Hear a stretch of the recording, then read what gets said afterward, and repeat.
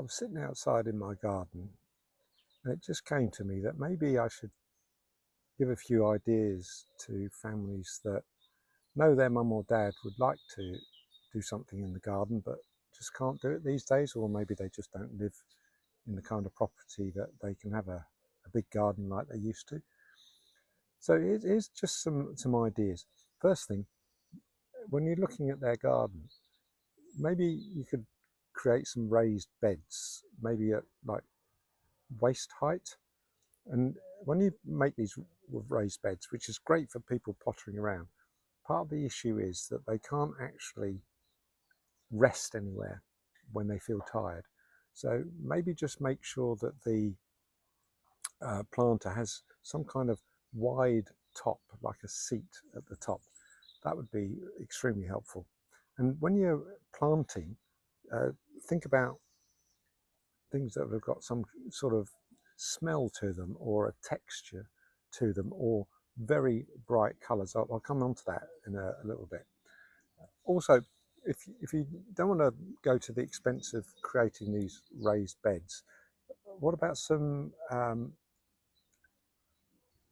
pots? You can get some really nice pots, and they can be plastic ones, so they're not too heavy for you to move around. But maybe put some pots and find a way to put them on a slightly higher surface so that your loved one isn't worried about having to bend down again onto those.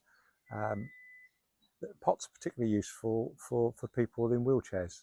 If you can imagine it, they can actually get down to the pot rather than having to get down to the floor. The other thing is, just think about a sensory. I touched on this sensory sort of thing. So you've got three senses, haven't you? You've got the touch. So maybe think about lamb's ear or rosemary, which has got that nice softness to it. Smell. So you could have something like the rosemary, thyme, lavender, scented geraniums, those sort of things. And the last one is sight. When eyes fade, they get a bit blurry, but we can still think about bright colours in the garden. So something like marigolds and violas and sunflowers. Sunflowers, of course, some of them are giant sunflowers, so they're at a good eye height as well.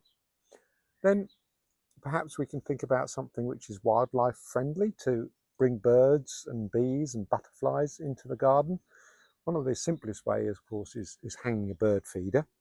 If you've got a balcony, you can just hang a bird feeder just outside. You can actually get bird feeders now which will stick on the window, so the birds have to come right up to the window. So that might be an idea.